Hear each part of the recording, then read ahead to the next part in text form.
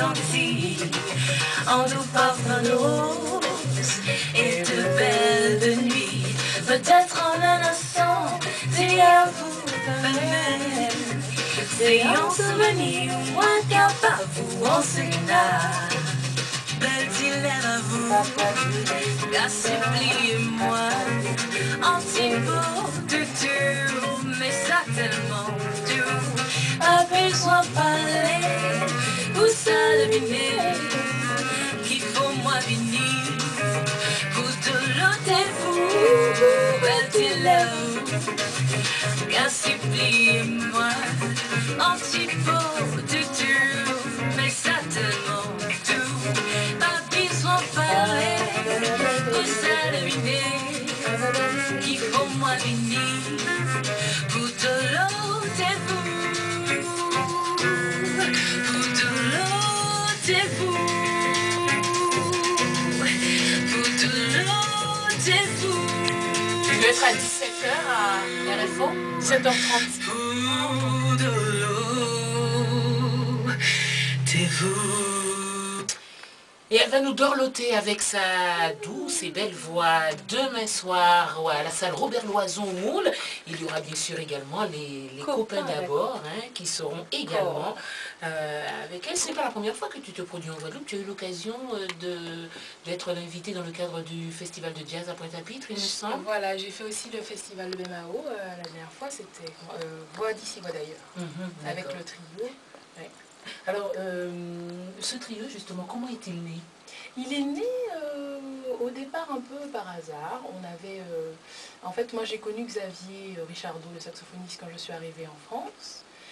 D'ailleurs, c'est lui qui m'a fait découvrir un peu le jazz, qui m'a mis le pied à l'étrier. Et on devait jouer dans un restaurant et il fallait être en trio. Donc on était déjà deux, il en fallait un troisième. Et comme il connaissait très bien Jean-Philippe Bordier, avec qui il travaillait depuis un certain temps, il a appelé Jean-Philippe et c'est vrai que ça a collé assez rapidement. Donc ça c'était en début 2008 et depuis on a travaillé ensemble, on a monté un répertoire, il y a beaucoup de complicité qui en est née. Et ensuite on a fait un album, on s'est dit ce serait peut-être bien de graver tout ça sur un album. Donc, voilà. D'accord. Tu chantes en créole, en anglais et en français également? En français, en espagnol, en portugais aussi. D'accord. Ce choix des langues portugais et espagnoles, alors, ça c'est... Le portugais, c'est vraiment parce que je trouve que c'est une langue magnifique et il y a beaucoup de bossa nova qui sont traduites en anglais, par exemple, comme Chega de Saudade, c'est Quiet Night, mais je préfère en portugais. Je trouve que c'est vraiment plus chantant. Et donc après, j'apprends en phonétique, je ne parle pas portugais couramment, mais j'aime beaucoup cette langue et l'espagnol aussi. Est-ce que tes parents t'ont toujours encouragé dans ta voix? Oui, j'ai eu la chance d'avoir... Alors, mon père ne m'a pas dit « vas-y, fais de la musique mais il m'a pas interdit. Il m'a pas dit « il faut pas le faire ».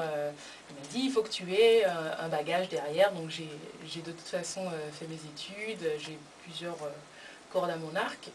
Et voilà, et ma mère m'a toujours soutenue, mais de toute façon mes parents ont toujours été là pour moi et je les remercie pour ça. Alors, quelles sont les scènes que tu as déjà faites? Je sais que tu as eu l'occasion d'en faire plusieurs dans des endroits très intimistes, mais également des scènes internationales également. Parle-nous un petit peu des périples, les villes où tu as eu l'occasion de t'exprimer et le contact que tu as eu avec le public. Alors, j'ai eu la chance d'apprendre le métier sur scène. Donc j'ai joué dans beaucoup de restaurants en France, à Paris, dans des petites provinces, donc des petits restaurants comme ça. Et c'est là qu'on apprend le métier parce qu'on joue devant des gens qui viennent manger, donc il faut attirer l'attention, parce que le steak est quand même des fois plus intéressant que le musicien qui est en face. Et voilà, donc déjà j'ai appris ça. Ensuite j'ai eu le plaisir d'aller jouer déjà, le plus grand plaisir c'était de revenir en Guadeloupe et de jouer aussi en Martinique, ça a été magique. J'ai eu l'occasion d'aller, on est allé à Troyes, en Australie, au Qatar, à Dakar aussi, en Suisse, que je me souvienne bien. D'ailleurs, on y retourne en Australie en octobre. Et c'est vrai que, pour moi, la distance ne change pas. C'est vraiment le public qui apportent quelque chose. Les plus beaux concerts que j'ai faits, c'était généralement en province.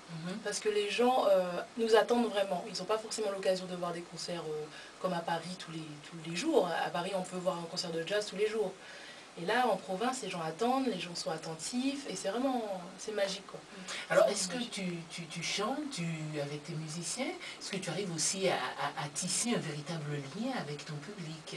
Si, moi, j'ai toujours, alors de plus en plus, maintenant sur scène, je m'exprime, je fais des blagues. Enfin, avant, je me retenais un peu, je me disais, il faut faire attention à ce qu'on dit, mais maintenant, ça sort tout seul, alors ça fait... Je fais des blagues comme ça. Et bien sûr, après, j'aime toujours avoir un contact avec mon public. Et donc, après, je prends les mails, je discute. Je prends toujours un peu de temps pour discuter parce que c'est une partie aussi du plaisir qu'on a à être sur scène, de partager avec les gens. Voilà. Est-ce que tu as déjà eu l'occasion de chanter aux États-Unis lorsqu'on interprète d'aussi belles chansons? J'aimerais bien un jour. Franchement, ça n'est pas encore arrivé, mais je tends à y aller un jour et de montrer... surtout pour aller voir, pour écouter, pour entendre, et puis si j'ai l'occasion de chanter, c'est encore mieux, mais c'est surtout pour apprendre, parce que j'ai encore énormément de choses à apprendre. Est-ce qu'il y a des situations où tu as voulu te sentir toute petite?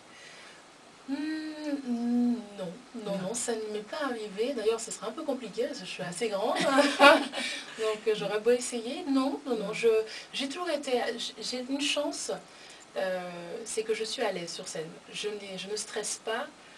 Voilà, je peux stresser peut-être un peu avant parce que voilà, et après en me disant est-ce que c'était bien, est-ce que les gens ont aimé, mais sur scène je suis dans mon élément, je prends du plaisir, parce que je me dis si on est stressé sur scène, le stress il va passer au public, et c'est vraiment un bon moment que j'ai envie de faire passer aux gens, donc